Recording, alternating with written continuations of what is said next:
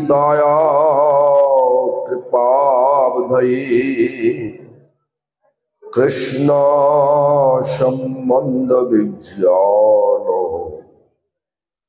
दैने प्रभवे नमः। माधुर्यजल प्रेमाढ्यो सिरुपानुगो भक्तिद से गौरो करुणा शक्ति विग्रहाय नमस्तुते। नमस्ते गौरवाणी श्रीमूर्तये दीनतारिणे शिरपानुगो विरुद्ध अपसिद्धन्तो धन्तो हारिणे। नमो गौरकिशोराय साक्षाद वैरागमूर्तये विप्रलम्भर संबोधे पदं पूजयति नमः। नमो भक्ति विनोदाय सच्चिदानंद नामिने गौरशक्ति स्वरूपाय रूपानुगवरायते। गौराविर्भाव भूमिस्थं निर्दिष्टा सज्जन प्रिय वैष्णव सार्वभौमो श्री जगन्नाथायति नमः। वंशाकल्पतरुभ्यश्च कृपा सिन्धुभ्यैव च पतितानां पावनेभ्यो वैष्णवेभ्यो नमो नमः। शंकर्षणकारण तयोषायि गणभो दोषायि च पयवधीशायि शेषश्च जशांशकाला सनित्यानन्दकरं शरणं ममस्तु। नमो महावदन्नाय कृष्ण प्रेम प्रदायते कृष्णाय कृष्ण चैतन्य नाम्ने गौरतीशे नमः। स्लादिनी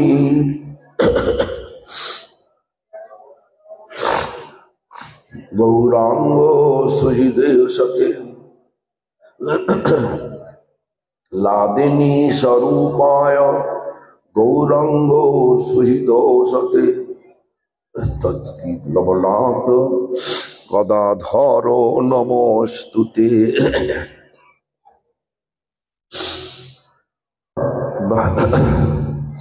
पंचतत्वात्मकं कृष्णं भक्तरूप स्वरूपकं भक्तावतारं भक्ताक्षं नमामि भक्तशक्तिकम्। नमस्ते तूहलग्राम नमस्ते मुसलाउधो नमस्ते रेवतीकांतो नमस्ते भक्तवत्सल नमस्ते বলিনাং শ্রেষ্ঠ নমস্তে ধরণী ধর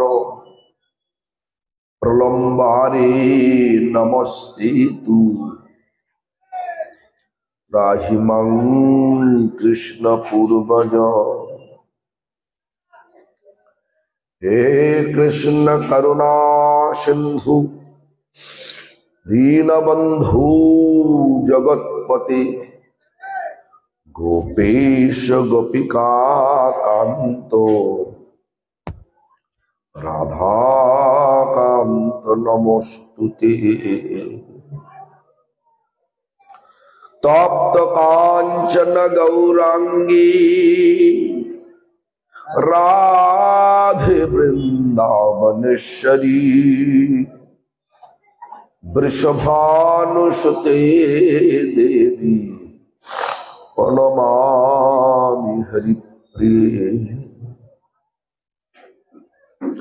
বৃন্দায় তুলসী দেব্যৈ প্রিয়ায় কেশবস্য চ বিষ্ণু ভক্তি পদে দেবী সপ্তবত্যৈ নমো নমঃ ভজ শ্রী কৃষ্ণ চৈতন্য প্রভু নিত্যানন্দ শ্রী অদ্বৈত গদাধর শিবাসাদি গৌর ভক্ত বৃন্দ। সকলে হাত তুলতে পারবেন? বলুন আমার সঙ্গে সঙ্গে হরিনাম করুন না। হরে কৃষ্ণ হরে কৃষ্ণ কৃষ্ণ কৃষ্ণ হরে হরে হরে রাম রাম রাম হরে হরে। আবার বলুন হরে কৃষ্ণ কৃষ্ণ কৃষ্ণ হরে হরে হরে রাম রাম রাম হরে। আবার বলুন হরে কৃষ্ণ কৃষ্ণ কৃষ্ণ হরে হরে হরে রাম রাম রাম হরে হরে। সর্বাগ্রে শ্রী ভগবানের ভিন্ন প্রকাশ বিক্রম, শ্রী ভগবত জ্ঞান প্রদাতা, ভগবানের সেবায় অধিকার প্রদানকারী, গোপীনাথ গৌড়ীয় মঠ প্রতিষ্ঠানের প্রতিষ্ঠাতা শিল গুরুপাদ পদ্ম নিত্যলীলা প্রবিষ্টম বিষ্ণুপাদ স্তোত্র শত শ্রী শ্রীমৎ ভক্তি প্রমোদ পুরী গোস্বামী ঠাকুর পরম গুরুপাদ পদ্ম সারা বিশ্বে সে গৌড়ীয় মঠ প্রতিষ্ঠানের মূল প্রতিষ্ঠাতা, নিত্যলীলা প্রবিষ্ট শিল প্রভুপাদ ভক্তি সিদ্ধান্ত সরস্বতী গোস্বামী ঠাকুর তথা সম্প্রদায় দ্বারা নিযুক্ত সকল আচার্যগণ ও শুদ্ধ ভক্তবৃন্দ সকলের শ্রীপাদ পদ্মে জানাই দণ্ডবৎ প্রণাম। সভায় আগত বৈষ্ণব বৃন্দ, বৈষ্ণবী বৃন্দা, মাতৃমণ্ডলী, সজ্জন বৃন্দ তথা এ বীরভূমবাসী বৃন্দ সকলকে জানাই আমার যথাযোগ্য সম্ভাষণ। সকলে আমার প্রতি প্রসন্ন হোক।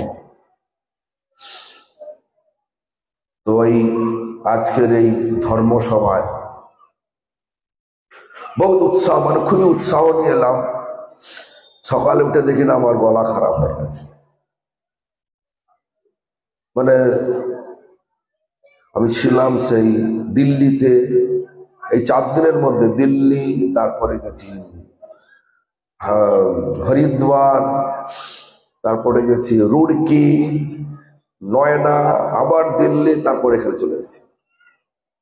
বিভিন্ন জায়গা জলের যে ক্রিয়া, আবহাওয়ার যে ক্রিয়া, আমার শরীর, ভৌতিক শরীরকে একদম সেই ভৌতিক জগতের আকর্ষণে আকৃষ্ট করে নিয়ে আমাকে কায়দা করে নিয়েছে। তো যাই হোক, ভগবানের ইচ্ছা, ভগবান যেটা বলাবেন আমি সেটাই বলবো। তো যাই হোক, আমরা এখানে এসেছি চৈতন্য মহাপ্রভু যেখানে এসে চললাম, এখানে নিম আর তমাল বৃক্ষের নিচে চৈতন্য মহাপ্রভু তার এখানে এসে বিশ্রাম করেছিল। তো নিঃসন্দেহে এই জায়গাটার মাহাত্ম্য তো আছেই। দেখুন না, সকলে এসছে তিলক করে। স্বাভাবিক অন্যান্য রাষ্ট্রে গেলে, রাজ্য তো ছেড়ে দিন, কিন্তু রাষ্ট্রে গেলে এরকম দেখা যায় না, সকলে তিলক করে আসছে। কিন্তু পশ্চিম বাংলার মানে আমাদের হাওড়া হুগলিতে গেলে এত তিলক করা দেখা যায় না, সবাই আসছে।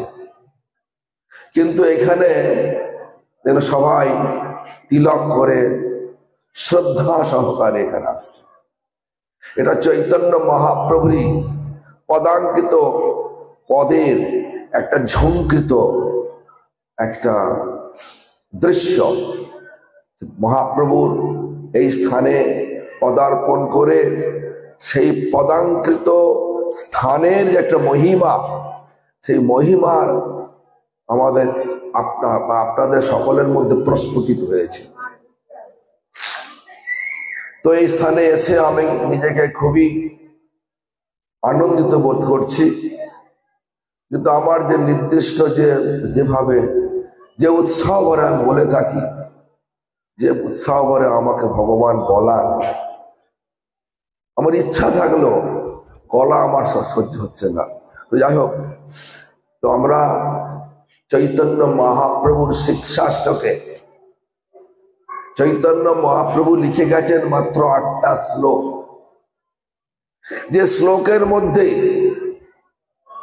শ্লোকের উপসংহারে, প্রত্যেকটা শ্লোকের উপসংহারে আছে শুধু একটাই কথা, হরিনাম। হরিনাম শুধু আছে। অনেক গল্প আমরা করতে পারি,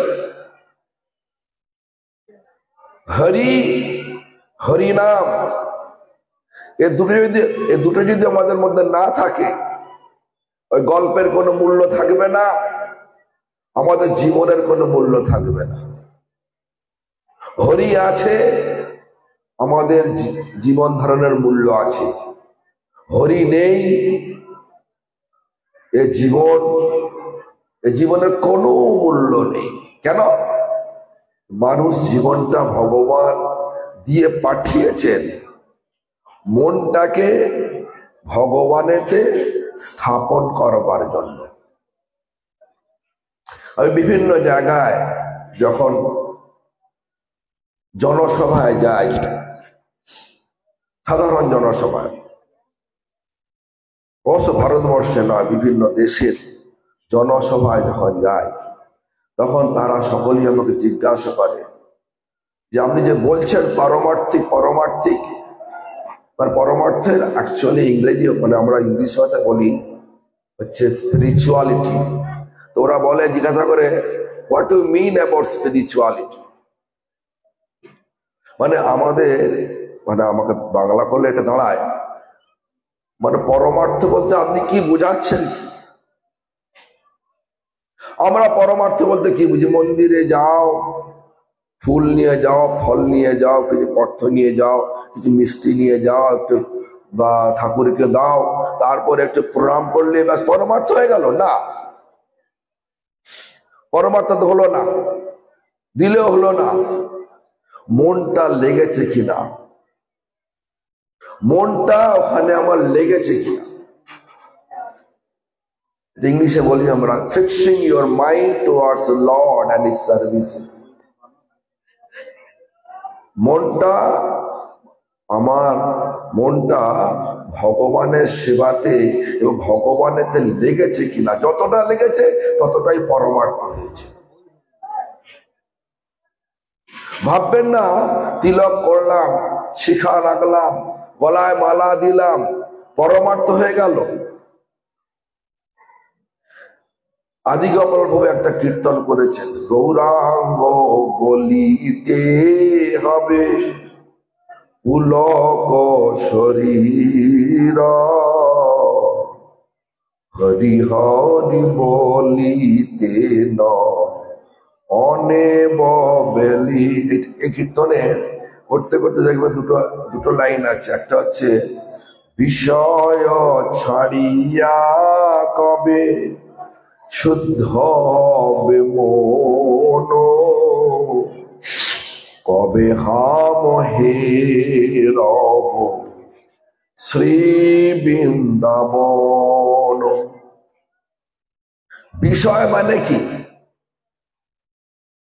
আমরা জানি বিষয় মানে হচ্ছে জমি,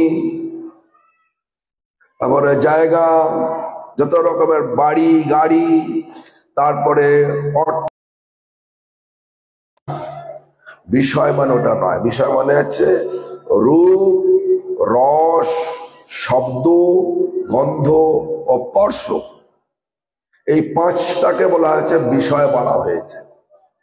এই পাঁচটা আমরা উপলব্ধি করি কিভাবে, ভোগ করি কিভাবে না, চক্ষু, কর্ণ, নাসিকা, জিহ্বা, ত্বক। এই পঞ্চ ইন্দ্রিয় দ্বারা আমরা এগুলো ভোগ করে থাকি। যত আমাদের ভোগস্প্রিয়া রয়েছে তত আমরা ভগবান থেকে দূরে আছি। কিন্তু এই বিষয়গুলো নিয়ে যদি আমরা ভগবানের সেবা লাগাতে পারি তাহলে আমরা সত্যি করে পরমার্থ করতে সমর্থ হলাম। আমি ব্যাপারটা ভালো করে বুঝিয়ে বলছি। রূপ, একটা পতঙ্গ, ছোট্ট ছোট্ট পোকামাকড় গুলো অন্ধকারে ঘাসে, সবুজ ঘাসের ঠান্ডা জায়গায় বসে থাকে। অন্ধকারের মধ্যে একটা আগুন জ্বাললেন, আগুনের রূপ দেখে, আগুনের যে গলানো সোনার মতো যে রূপ, সেই রূপ দেখে সেই ছোট্ট ছোট্ট পোকামাকড় গুলো যেগুলো ঠান্ডা সবুজ ঘাসের কাছে বসেছিল তার উঠতে লাগলো। কোথায় গেছে? আগুনে ঝাঁপ দিতে লাগলো। ওরা বাঁচবে না মরবে? বলুন, বাঁচবে না মরবে? কেউ কিছু বলে না। এই জন্য বাঙালিদের কাছে কথা বলতে ইচ্ছা হয় না, বলেন তো। বাঙালি সাধারণত এটা আসি না, সব মরবে তো নাকি? হ্যাঁ, সকালে বলুন মরবে না? মরবে তো। হ্যাঁ, এবার বলুন। দেখুন, ছিল ভালো জায়গায়, রূপ দেখে ঝাঁপ দিল, মৃত্যু তার কারণ হলো। কিন্তু আমাদের ভগবান এই জীবন দিয়েছে বাঁচবার জন্য, মরবার জন্য নয়। এই জন্য আমাদের আচার্যগণ বলেন ডাই টু লিভ, মরো কিন্তু বেঁচে মরো। মরো কিন্তু বেঁচে মরো, ডাই টু লিভ। যদি এই রূপটা, এই রূপের যে লালসাটা যেটা ভগবানের দৃষ্টিতে লাগে, ভগবানের রূপ। শুনুন, এটা এই যে এটা তো কেমিক্যাল তো ধূপ, ন্যাচারাল ধূপ হলে ঠিক আছে, কিন্তু কেমিক্যাল দিলে আমার এলার্জি। তো যাই হোক, শুনুন, আমরা বেঁচে মরবো। এই যে রূপের যে মানে বাহ্যিক রূপ, ভৌতিক রূপ দেখে আমরা ছুটছি কেন? রূপ দেখে সুখ পাবো। যেন সেই মরুভূমির মুখে একটা মরিচিকার পেছনে ছুটছি, জল পাবো, জল পাবো, জল পাবো, জল আর পেলাম না। পথিক ছুটতে ছুটতে মুখ থুবড়ে পড়ে মরে গেল। ঠিক তেমনি করে আমাদেরও এই ভৌতিক রূপের পেছনে ছুটলে, রূপের মানে ভৌতিক রূপ মানে ভোগের আশায় ছুটলে, তাহলে কি হবে? জীবনটাই বৃথা চলে গেল। মানুষ জীবনটাকে যদি একটু লক্ষ্য করা যায়, আমি সব জায়গাতে এটা বলি, তাহলে দেখা যাবে এই মানুষ জীবনটাকে ভগবান কোন নির্দিষ্ট স্বভাব দিয়ে পাঠায়। যদিও প্রত্যেকটা মহাদেশের মানুষ তারা ফিজিওলজিক্যালি মনে হচ্ছে শরীরের গঠনগত ভাবে তারা সব এক, কিন্তু তাদের খাদ্যাভ্যাস আলাদা আলাদা, তাদের কালচার আলাদা আলাদা, তাদের ভাষা আলাদা আলাদা। মানুষ ছাড়া যত প্রকারের জীব রয়েছে প্রত্যেকটা মহাদেশে যদি যান, সমস্ত জীবের স্বভাব এক, ভাষা এক, খাদ্য এক। প্রশ্ন হচ্ছে মানুষকে ভগবান কেন নির্দিষ্ট ভাষা, নির্দিষ্ট স্বভাব, নির্দিষ্ট সংস্কার দিয়ে পাঠালো না কেন? মানুষকে শুধু দিয়েছে ভগবান দুটো জিনিস, একটা হচ্ছে উত্তম বুদ্ধি, আর একটা স্বতন্ত্রতা। একটা উত্তম বুদ্ধি, মানুষ আকৃতিতে ছোট হতে পারে, হাতি আকৃতি অনেক বড় হাতি, কিন্তু একটা মানুষ মাউথ অনেকগুলো হাতিকে নিয়ন্ত্রণ করতে দেখবে। সার্কাস হলে গিয়ে সার্কাস দেখা মানে খেলা দেখাচ্ছে হাতিকে নিয়ে। কেন? মানুষের বুদ্ধির জোর অনেক বেশি। সে বুদ্ধি দিয়ে মানুষ সত্যি করে কি করছে, ভোগের পেছনে ছুটছে না ভগবানের সেবার পেছনে ছুটছে? কোনটা? ভোগ মানে রূপকে ভোগ করব, সুন্দর রূপ। যেরকম পতঙ্গ মরে গেল, এই মানুষ যদি সত্যি করে ভগবানের রূপ দেখতে চায়, আমি একটা সত্যিকারের কাহিনী জানাচ্ছি। আপনারা নিশ্চয়ই জানেন রামানুজাচার্য, নিশ্চয়ই জানেন রামানুজাচার্য নাম শুনেছেন তো নাকি? রামানুজ নাম শুনেছেন? বলবেন তো, নাহলে তো করতে পারেন। দেখো, বাইরের দেশে অডিয়েন্সকে বললেই সঙ্গে সঙ্গে উত্তর দেয় ইয়েস মহারাজ, কিন্তু বাঙালিরা ভাল ভাল করে চেয়ে দেখে, যে বলে না। দেখুন, রামানুজ রঙ্গনাথ মন্দির থেকে বেরিয়ে আসছেন, আর দেখছেন একটা মানুষ, যুবক, একটা যুবতী, একটা যুবতীর মাথা ছাতা ধরে আছে। যুবতী এদিকে আসছেন, আর সেই যুবকটা তার মুখের দিকে তাকিয়ে ছাতা ধরে আছে, আর হাঁটছেন উল্টো দিকে। যুবতী হাঁটছেন সামনের দিকে, আর যুবকটা হাঁটছে পেছন দিকে, আর সবসময় যুবতীর মুখের দিকে তাকিয়ে আছে।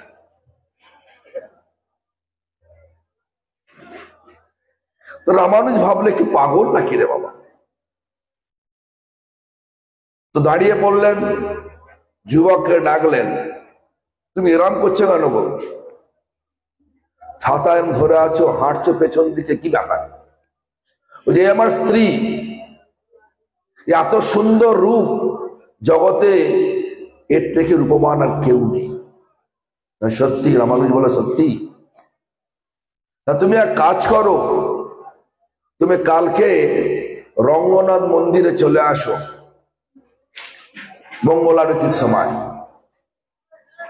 আমি তোমাকে রঙ্গনাথের আসল রূপ দেখিয়ে দেবো। বলো আমি দেখেছি রঙ্গনাথের মূর্তি, অনেক লম্বা, শয়ন করে আছেন, কালো। ঠিক আছে বাবা, তুমি আসো না, কাল তুমি আসো, সত্যিকার রূপবান কে আমি তোমার দেখিয়ে দেবো, তোমার স্ত্রী না ভগবান। পরের দিন সকালবেলা সেই ব্যক্তির নাম ধনুর্দাস, তার নাম ধনুর্দাস। ধনুর্দাস এসে গেল, সেই যুবক ধনুর্দাস এসে গেল।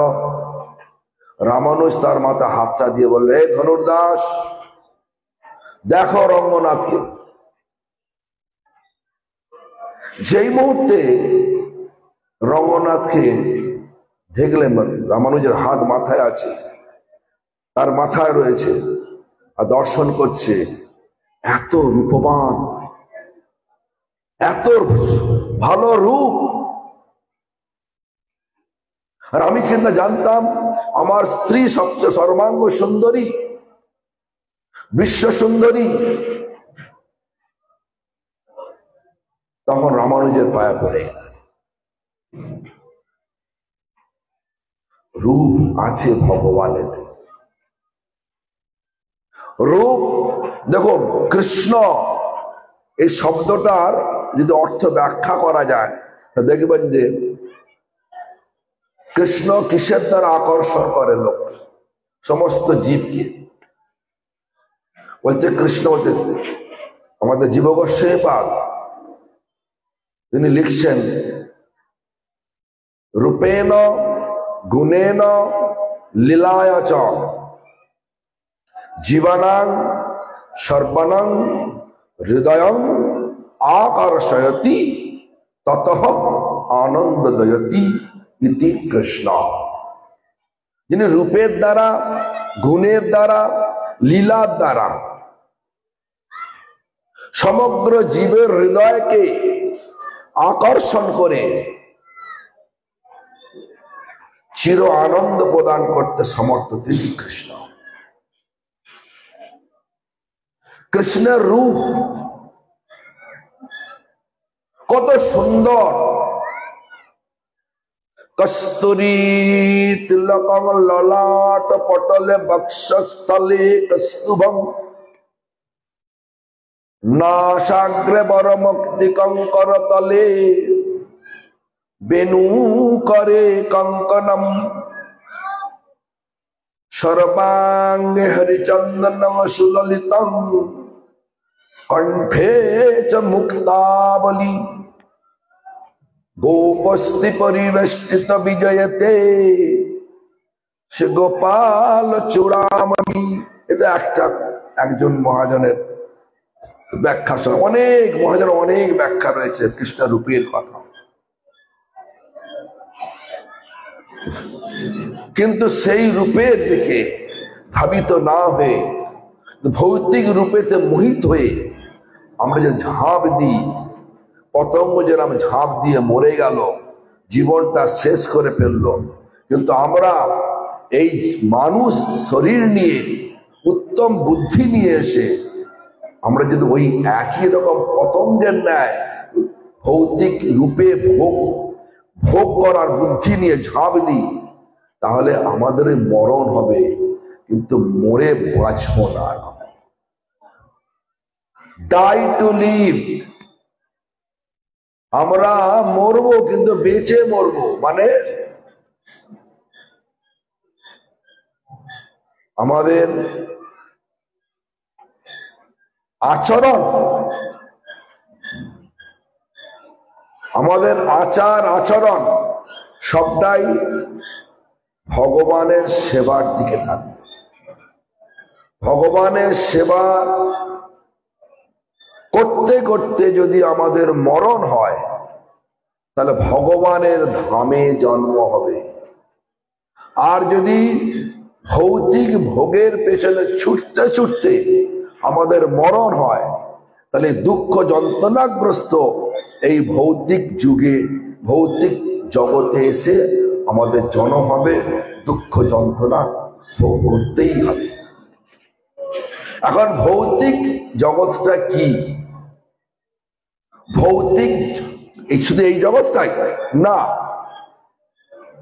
আমাদের ভক্তিবিনোদ ঠাকুর দেখবেন একটা তার লিখছেন, তার লেখনীতে লিখছেন যে নাম বিনা কিছু নাহি কো আরো 14 ভুবন মাঝে। 14 ভুবন মানে 14 ভুবন মানে এটা আমরা যেখানে এখন আছি মনে হচ্ছে যে বীরভূম জেলাতে আছি, কিন্তু এটা মানে পৃথিবী। ওপরে 7টা লোক রয়েছে, নিচে 7টা লোক রয়েছে, সবটাই ভৌতিক জগৎ, যেখানে সবাই সবাইকে ভোগ করতে চায় তাকে বলে ভৌতিক জগৎ। সবাই সবাইকে ভোগ করতে চায় তাকে বলে ভৌতিক জগৎ। এখানে সবটাই মাপা যায়, কতটা আয়ু আছে মাপা যায়, কতটা রূপ আছে মাপা যায়, কর্ম অনুযায়ী সব গতি হয়, কভু স্বর্গে কভু মর্তে, নরকে বা কভু পশু, কভু কীট, কভু পতঙ্গ। প্রত্যেকটা জীব তার কর্মের ফেরে বিভিন্ন লোকে জন্মলাভ করে, বিভিন্ন শরীর পায়। কিন্তু যখন মানুষ দেহ পেলাম এই ভৌতিক জগতে এসে, জানবেন আমাদের সুযোগ দিলেন ভগবান। আমাদের মনটা যে 4টের পেছনে ছুটছে, একটা জানোয়ারের মনটা যেরকম ছোটে, আমাদের মনটা সেই 4টের পেছনে ছুটছে। কি না? আহার, নিদ্রা, ভয় আর মৈথুন। দেখুন আমরা সবাই আহার, নিদ্রা, ভয়, মৈথুন, সে একই জিনিস দেখবেন। একটা কুকুরও ছুটছে, একটা শৃগালও ছুটছে, একটা বাঘও ছুটছে, প্রত্যেকটা জানোয়ার ছুটছে। ভাববেন না আমি উন্নত জীব। আপনি ঘরের মধ্যে শুয়ে, ঘর তার মধ্যে পালঙ্ক, এয়ার কন্ডিশন, ঘরের মধ্যে থেকেও আপনাকে স্লিপিং পিল খেয়ে মানে ঘুমের বড়ি খেয়ে ঘুমোতে হয় অনেককে দেখবেন নাকি? কিন্তু কুকুরকে খেতে হয় নাকি? খেতে হয়। রাস্তায় আরামে শুয়ে থাকে। আপনি ভালো করে রান্না করছেন তাহলে খাবেন, কুকুর রান্না করে নাকি? এখানে ওখানে খেয়ে নেয়, একই জিনিস। আপনি যে জিনিসটা রান্না করে খেয়ে উপভোগ করছেন, একটা শুয়োর নালীর জল খেয়ে সেটা উপভোগ করে, একই রকম। বলতে পারবেন না যে আমার শরীরটা ভালো। কোথায় ভালো? আপনার একটা মানুষ যদি প্রেগন্যান্সি হয়, মানে মহিলা যদি প্রেগন্যান্সি হয়, এখন সবাই ছোটে কোথায়? নার্সিং হোমে, তাই তো? কুকুর যায় নাকি? কুকুর যায়? সব স্বাভাবিক রূপে হয়। দেখবেন সব ভগবানের দ্বারা নির্ধারিত। আমরা এখানে আগে তো ছিল না, আমি দেখেছি নার্সিং হোম এত ছিল না, ছিল সকলে স্বাভাবিকভাবে হতো। এখন ডাক্তারের কাছে যেতে সবাই পড়ে গিয়ে সবাইকে নাকি কাটতে হয় শুনেছি। যাই হোক, এখন বিভিন্ন ভাবে বিভিন্ন আমরা সব রয়েছে। দেখুন সাধারণ জীব যেটা 4টে পিছনে ছুটছে, মানুষও ছুটছে 4টে পিছনে। তাহলে মানুষের সঙ্গে সাধারণ জীবের তফাৎ থাকি। মানুষ হয়েছি রূপে, কিন্তু সত্যিকারের মানুষ হয়েছি তো? দেখুন চণ্ডীদাস বলছেন তার অর্চার মধ্য দিয়ে, মানুষ মানুষ মানুষ বলি মানুষ হয় কয়জনা। বলছে মানুষ মানুষ মানুষ বলি মানুষ হয় কয়জনা, ভাবিয়া বুঝিয়া গুনিয়া দেখিলে কোটিতে গুটি ক্ষয়। এটা কি চণ্ডীদাস ঠিক বললেন না ভুল বললেন? বলুন, কেউ বলে না তো কিছু, বলুন ঠিক বলেছেন কেন? কাকে বলে মানুষ? যারা সত্যি করে হুঁশটাকে দেখে চলে তারা হচ্ছে মানুষ। হুঁশটা কি? আমাদেরকে ভগবান কি জন্যে এই উত্তম বুদ্ধি দিয়ে পাঠালেন সেটা করছি তো। দেখুন, আমাদেরকে কোন রকম স্বভাব দিলেন না। খাদ্যের স্বভাব দিয়েছে? আপনারা বিশ্বাস করবেন না যাই না, আমি 2004 কি 5 সালে আফ্রিকার মানে জোহানেসবার্গ শহরে, সাউথ আফ্রিকা জোহানেসবার্গ শহরে হাইকোর্টের ক্রিমিনাল জাজ আমাকে জিজ্ঞাসা করলেন, মহারাজ মহারাজ বলে, Swamiji, is it possible for you to come with me to সুয়েটা? মানে হচ্ছে সুয়েতা বলে একটা শহর রয়েছে, সেখানে তুমি আমার অবশ্যই যেতে পারো? হ্যাঁ যাবো। বললাম, তুমি জিজ্ঞেস করো কি ব্যাপার? That is a neglected city by government hair.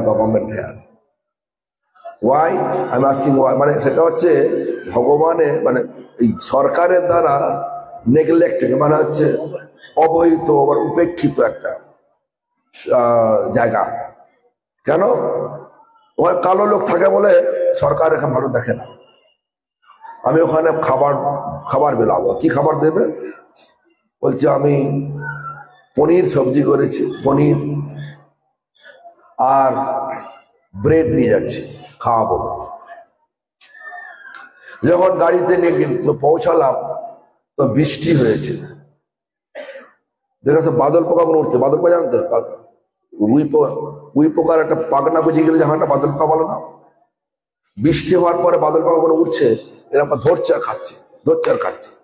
আপনারা খেতে পারবেন? একই তো মানুষ, খেতে পারবেন? আরে কি বলে না, হ্যাঁ কি না? খেতে পারবেন না তো? ওরা কিন্তু মানুষ, ওরা খেতে পারছে, আপনারা পারবেন না কেন? একই রকম ফিজিওলজি, একই রকম। চাইনিজরা আরশোলা খায়, কোলা ব্যাং খায়, খেতে পারবেন? মাকড়সা ভাজা খায়, খেতে পারবেন? নাকি মানুষ তো একই, হবে না কেন? তার মানুষের স্বভাবটা এলো কোত্থেকে? মানুষ স্বভাবটা পায় তার সঙ্গের প্রভাব থেকে, এটা মনে রাখবেন। যেমন ধরুন, এই বীরভূম জেলায় যদি আমি বলি মাছ খাওয়া বন্ধ করে দাও, তোমার বীরভূম জেলার লোকগুলো আমাকে খেয়ে দেবে নাকি? হ্যাঁ কি না বলুন না? কিন্তু আমি আবার ভাবি, আমার জন্ম হয়েছে বৈষ্ণব পরিবারে, গোপালও আমার সঙ্গে এসছে, গোপাল, ওরও বাবা মা বৈষ্ণব, মায়ের পেট থেকে বৈষ্ণব, এও তাই নাকি? যাই হোক, যারা বৈষ্ণব পরিবার থেকে এসছে তারা ভাবে এরা মাছটা খায় কি, খেলেই তো গন্ধ বাড়ে বাবা নাকি? এরা খেয়ে বেঁচে আছে কি বলে, এটা খেয়ে কি উপকার? আমার একটা কৌতূহল হলো, ডাক্তারকে আমার একটা ডাক্তার ক্লাব আছে রাশিয়াতে, 50 জন ডাক্তার আছে। মিটিং ডাকলাম, জিজ্ঞাসা করলাম, কোনো লোক তো মাছ এইসব মানে নন ভেজ না খায়, what is problem they will face, কি সমস্যা তারা ভোগ করবে বলো? তখন বলছে যে মহারাজ, মাছ খেয়ে যেটা হয় সেটা হচ্ছে ওমেগা 3 আমাদের তিসিতে আছে। তিসি জানেন তো? তিসি, তিল, তিসি জানেন তো? তিসি ইংরেজির হচ্ছে flax seed, FLAX, flax, flax seed, seeds মানে হচ্ছে বীজ, তিসি বীজেতে আছে সেটা। তো আপনি যদি তিসি বীজ খেতে বলেন তাহলে মাছ খাওয়ার কোনো দরকার নেই, এরকম ধরনের। তখন আমাকে বোঝালো যে দেখো একটা হাতি কি মাছ খায় নাকি? তোমাদের বাঙালিদের একটা ধারণা আছে এগুলো না খেলে, যারা খায় তাদের ধারণা আছে এটা না খেলে তার শরীর থাকবে না। তখন তার ডাক্তাররা বললো যদি কেউ আপনাকে তর্ক করতে আসে আপনি শুধু আমাদেরকে ডাকবেন, আমি মেডিকেলি বুঝিয়ে দেবো। আমি তো মেডিকেল পার্সন নয়, তাকে মেডিকেলি বুঝিয়ে দেবো যে এটা না খেলেও শরীরকে অনেক বেশি সুস্থ রাখা যায়। বলছেন এগুলো খেলে শরীরকে আপাতত সুস্থ রাখা যায় বটে, কিন্তু চরমে রাখা যায় না। যাই হোক, খাওয়াটা চলে যাক। হ্যাঁ, এখন আসা যাক মনটাকে কোথায় রাখা যায়, মনটা কোথায় রেখে আমরা সত্যিকারের হুঁশটাকে রেখে প্রকৃত মানুষ হব।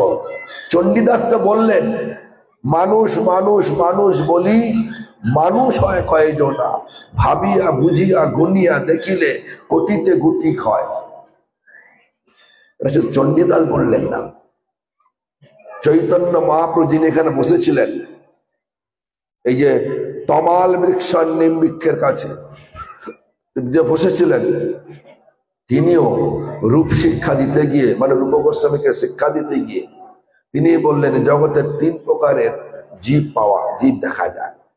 একটা হচ্ছে খেচর, যারা উড়ে, একটা স্থলচর যারা এই ভূমিতে থাকে, একটা হচ্ছে জলচর যারা জলে থাকে। এই 3 প্রকারের জীবের মধ্যে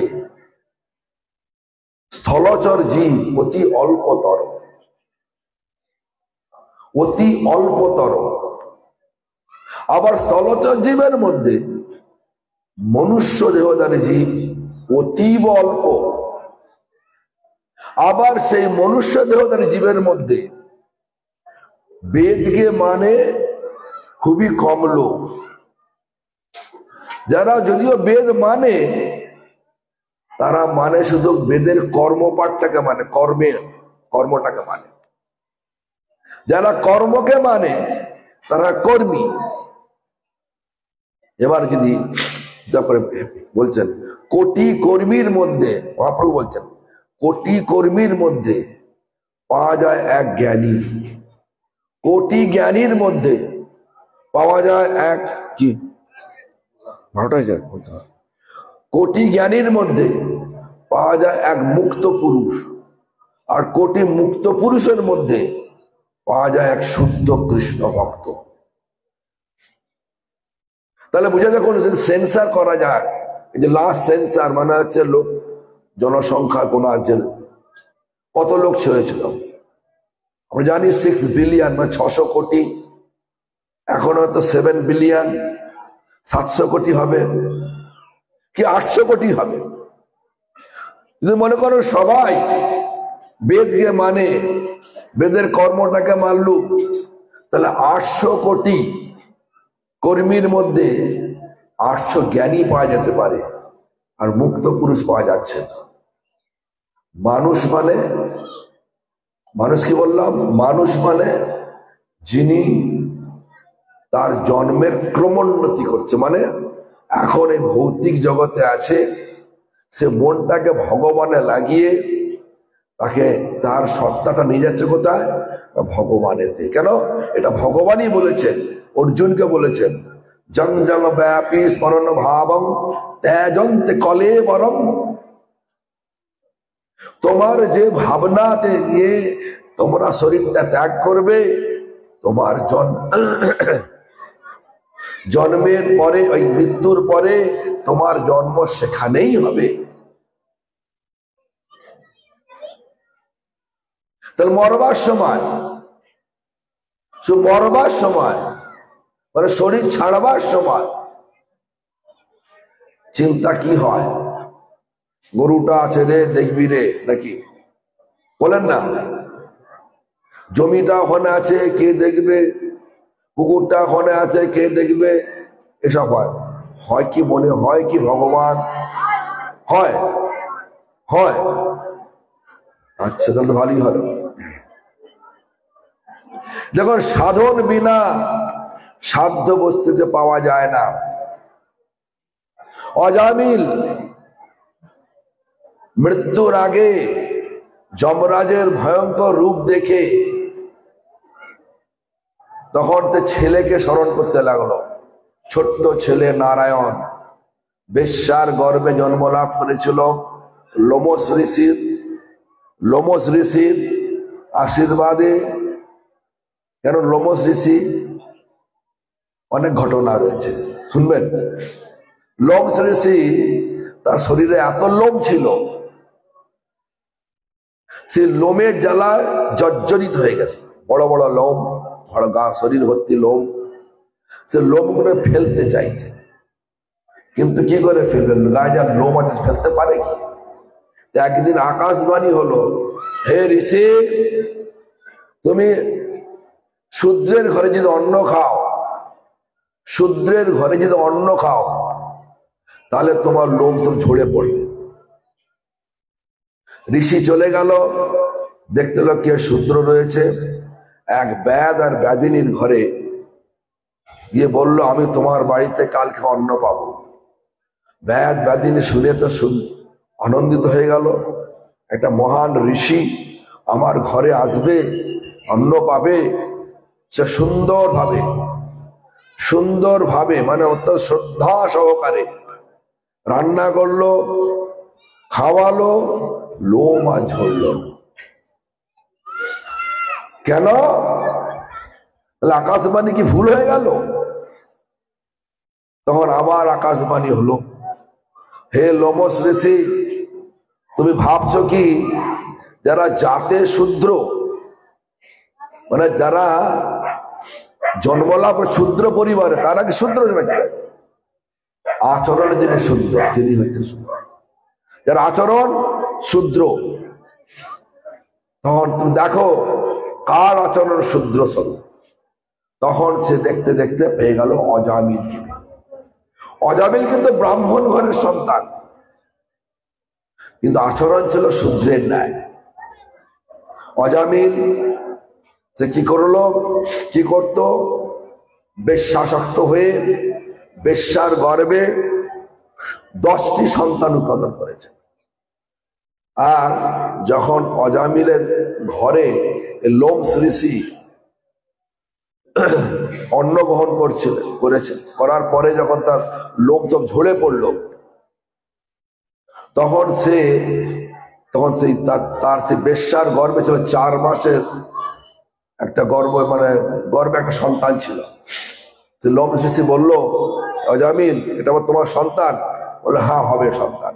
বলছে এটা তোমার একটা ছেলে হবে, তুমি এর নাম রাখো নারায়ণ। এইভাবে অজামিল তার 10ম পুত্রের নাম রেখেছিল নারায়ণ। এবার যখন শরীর ছাড়বার সময় হয়ে এসেছে, তখন যমরাজের এই বিকৃত রূপ, হিংস্র রূপ দেখে, মানে যমদূতের রূপ দেখে তো ভয়ে সে ছেলেকে স্মরণ করতো, নারায়ণ নারায়ণ 4 অক্ষর। সেজন্য 4টে নারায়ণ শব্দ উচ্চারণ করতে 4টে বিষ্ণুদূত এসে গেল। যমদূতগুলোকে সরিয়ে দিলেন, সরিয়ে দিয়ে তারপরে দেখলো এবারটার তো সাধনা নেই, একে বৈকুণ্ঠে নিয়ে যাবো কি করে, তো কোনো সাধনা নেই। রেখে গেলেন কোথায়? হরিদ্বারে রেখে গেলেন। হরিদ্বার 12 বৎসর সাধনা করলেন। সাধন ছাড়া সিদ্ধ বস্তুকে কখনো পাওয়া যাবে না। তো এই কলিযুগের সাধনা হচ্ছে হরিনাম। যদি হরিনাম না করেন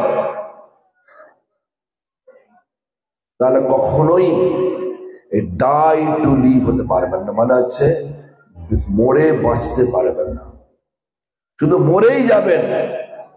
আজ মানুষ কর্মের ফেরে কাল হবে জানোয়ার, কর্মের ফেরে কাল হবেন জলচর প্রাণী, হাঙর, তিমি। কিন্তু মানুষ হয়েছি back home, back to god head, ঘরে ফেরার জন্য। ওদের ঘর কোথায়? দেখুন আমাদের ঘরটা কোথায় আপনারাই বলতে পারবেন। আপনারা কি চান জীবনে? জীবনের চরম অবস্থা কি চান বলুন? যদি ভগবান এসে প্রকট হয়ে যান, বলে তোমরা কি চাও, তোমরা কি বলবে? আচ্ছা ভগবান এলেন, যদি দুঃখ হয় কি চাও? ভগবান চান? তাও যাবেন? দেখুন আমি একটু উত্তর দিচ্ছি।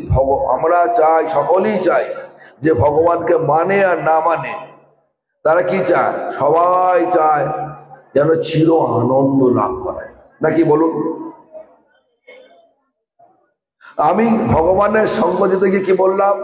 ভগবান হচ্ছেন কৃষ্ণ, কৃষ্ণ হচ্ছেন যিনি সকলকে আকর্ষণ করে চির আনন্দ প্রদান করেন, তিনি হচ্ছেন কৃষ্ণ। তাহলে আপনি ভগবানকে মানুন আর না মানুন, শান্ত আনন্দ, চির আনন্দকে চান মানে ভগবানকেই চান। তাহলে ফিরতে চান কোথায়? ভগবানের কাছে তো নাকি?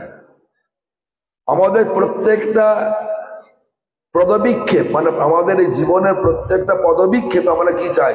চির আনন্দ। আমরা চির আনন্দ লাভের জন্য লেখাপড়া করছি কিনা? তারপরে চিন্তা, লেখাপড়া করে একটা কাজ করব কি ব্যবসা করব। কেন করব? না পয়সা উপায় করব। কেন পয়সা উপায় করবে? না আমাদের পয়সা থাকলে আনন্দ হবে। আনন্দ হয় পয়সা থাকলে? আনন্দ হয় কি বলুন না? অনেকেরই পয়সা আছে। এই যে বীরভূমের বাঘ এখন কোথায় আছে?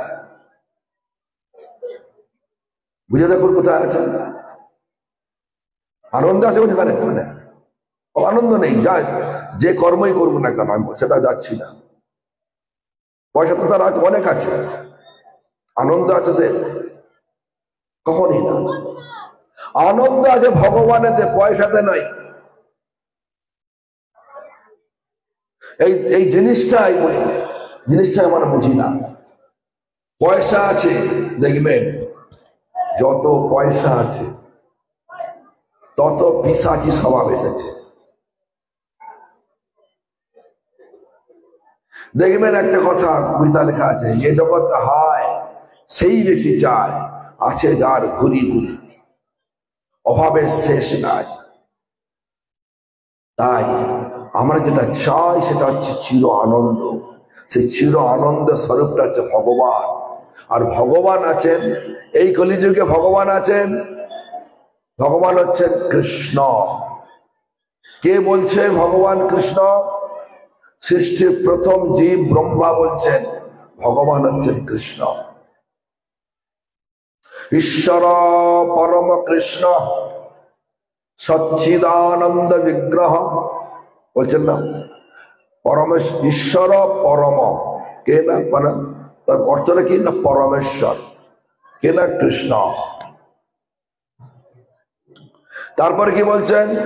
ইতি চাংশ কলা পংশ কৃষ্ণস্তু ভগবান স্বয়ং। কৃষ্ণ স্বয়ং ভগবান। সেই কৃষ্ণ আজ এইখানে নিমতলায় ছিলেন, নিম আর তমাল তলায় ছিলেন। সেই কৃষ্ণ অবতরী চৈতন্য গোসাই। আবার সেই কৃষ্ণ এসছেন নাম রূপে, কলিকালে নাম রূপে কৃষ্ণ অবতার। কি নাম? প্রভু কহিলাম এই মহামন্ত্র ইহা জপ গিয়া সবে করিয়া নির্বন্ধ। ওরে ইহা হইতে সর্বসিদ্ধি হইবে সবার, সর্বক্ষণ বল ইতে বিধি নাহি আর। কি শয়নে কি ভোজনে কি বা জাগরণে, অহর্নিশ চিন্ত কৃষ্ণ বল হবদনে। নাম রূপে এসছেন কৃষ্ণ, কৃষ্ণ এসছেন চৈতন্য মহাপ্রভু রূপে। সাধনা কি বললেন? চৈতন্য মহাপ্রভু কি বললেন সাধনা? হরের নাম, হরের নাম, হরের নামই কেবলম, কলৌ নস্তেব নস্তেব নস্তেব গতিরন্যথা। হরিনাম হরিনাম হরিনাম একমাত্র কখন? এই কলিযুগে, কলৌ কলিযুগে।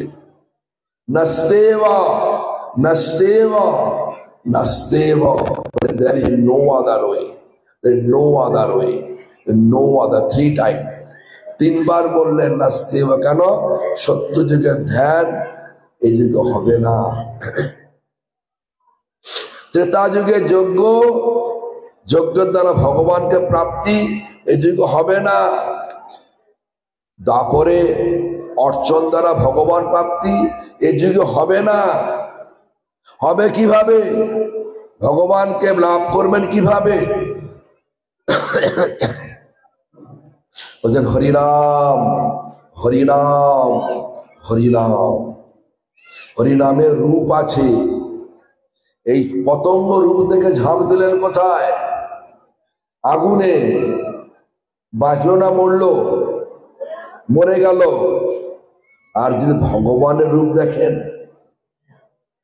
যে রামানুজ যখন সে ধনুর্দাসকে রূপ দেখালেন ভগবানের রঙ্গনাথের, ধনুর্দাস থাকতে পারলো? স্বীকার করলেন, হে রামানুজ আচার্য, আপনি আমাকে বাঁচালেন। আমি এতদিন ধারণা ছিল আমার স্ত্রী বিশ্ব সুন্দরী, এর থেকে সুন্দর আর কেউ নেই।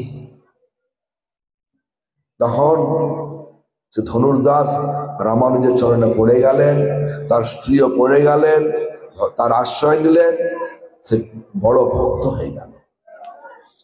আমাদের এই যে রূপ দেখে ছুটবো, জগতের রূপ দেখে ছুটবেন না, ছুটবেন ভগবানের রূপ দেখার জন্য। কোথায় আছে ভগবান? আছেন হৃদয়েতে। কি রূপে? পরমাত্মা রূপে।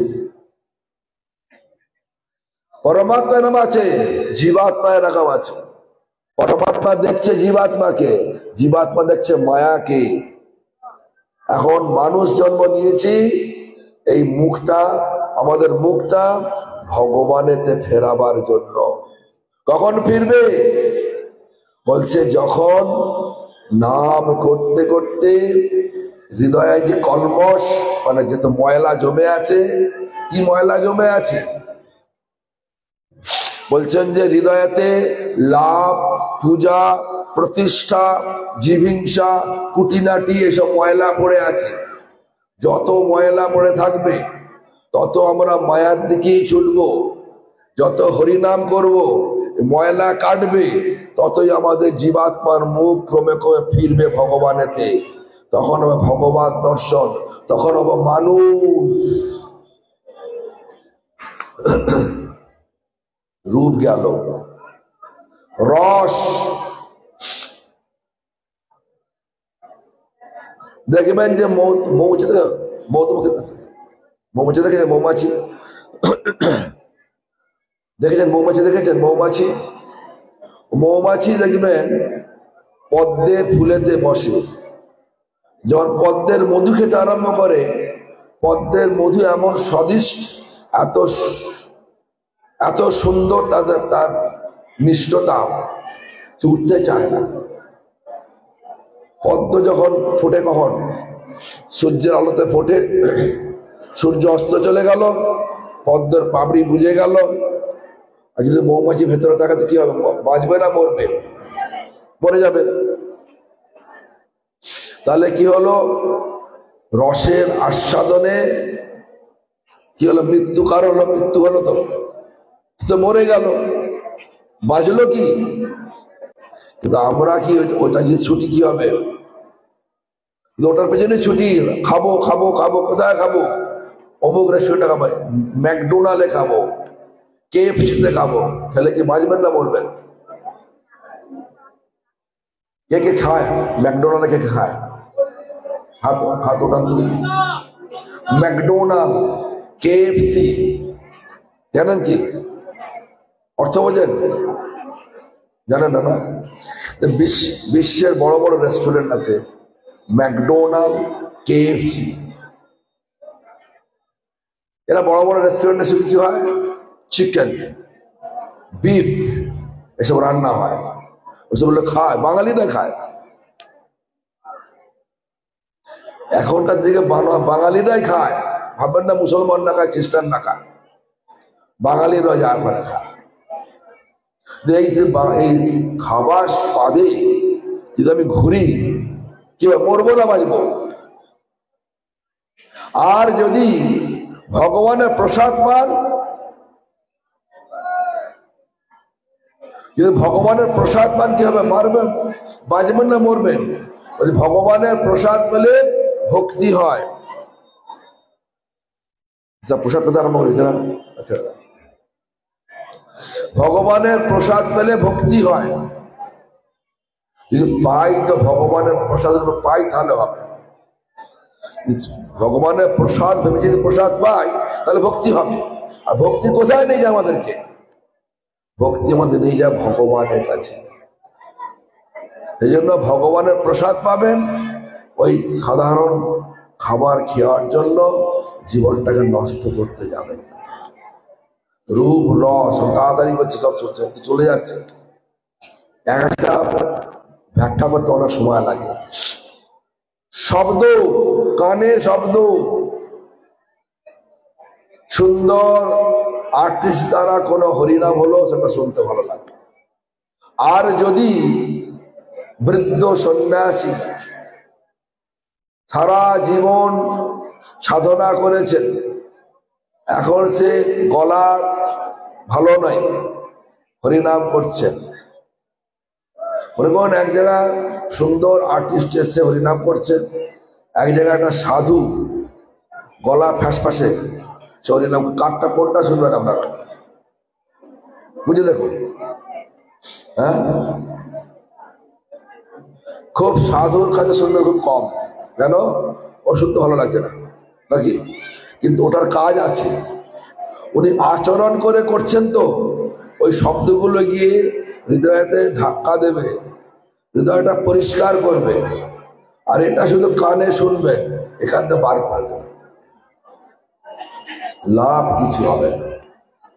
যাই হোক, রূপ রস শব্দ, এই শব্দ যদি শুধু ভৌতিক শব্দ শুনে জীবনটা অতিবাহিত করে দেন, তাহলে কখনো আর বাঁচবেন না, শুধু মরেই যাবেন। ভৌতিকে আসক্তি, ভৌতিকে জন্ম। তারপরে রূপ রস শব্দ, গন্ধ। দেখবেন বড় একটা দিঘিতে মাছ ধরতে অনেক সব ছিপ ফেলে মাছ ধরছে,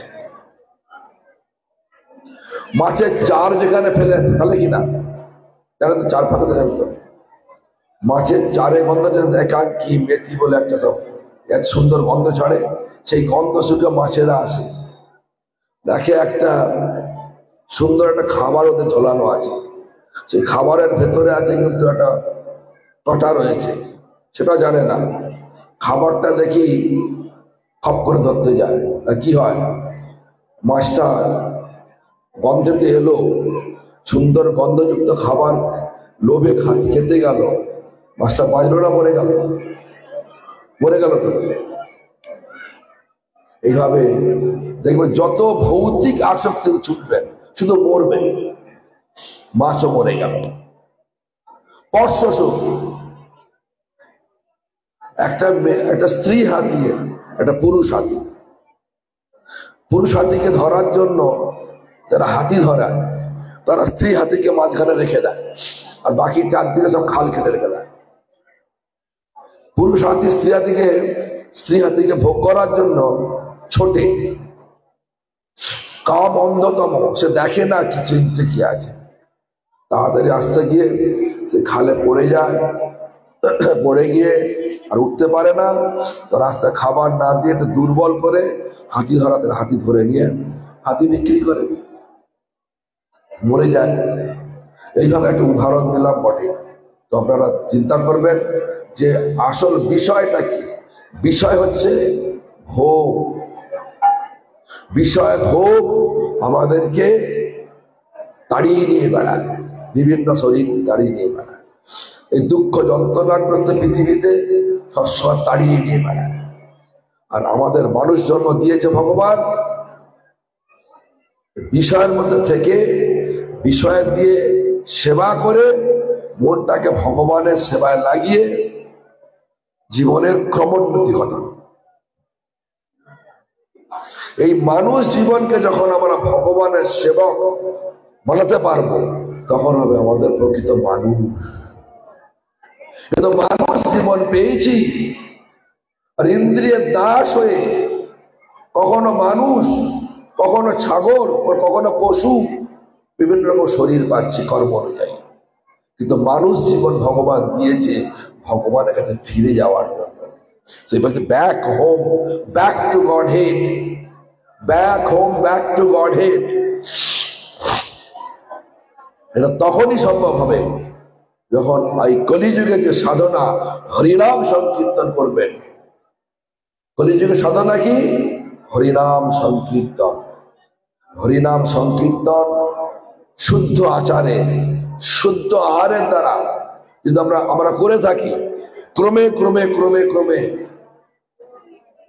ভক্তি হবেই হবে। আর ভক্তি, সেই ভক্তি আমাদেরকে নিয়ে যাবে কোথায়? ভগবানের দেহ। এই মানুষ জীবন সার্থক করবে।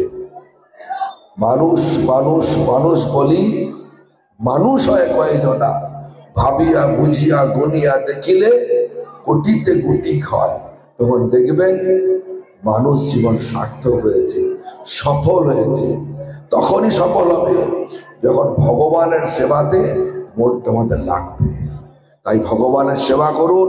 ওরা সবাই ব্যস্ত হয়ে গেছেন, আমি আর বেশি সময় নেব না। আমাকেও যেতে হবে অনেক দূরে, এখন কাল্লা যেতে হবে। গলা আর সহ্য হচ্ছে না, ওই বলার চেষ্টা করলো গলায় স্বর বেরোচ্ছে না। আমার যে আসল স্বর আর নেই, এখন নকল স্বরে আপনাকে বললাম। যাই হোক, হরিনামই সাধনা। এই হরিনাম সাধনার দ্বারা এই জীবনটাকে সম্পূর্ণ সার্থক করুন, সফল করুন। আর বললেন নরোত্তম ঠাকুর যে বিষয় ছাড়িয়া কবে শুদ্ধ হবে মন। বিষয় ছেড়ে মনটাকে শুদ্ধ করুন, তাহলে ভগবানের ধাম বৃন্দাবনে প্রবেশের অধিকার পাওয়া যাবে। হরে কৃষ্ণ।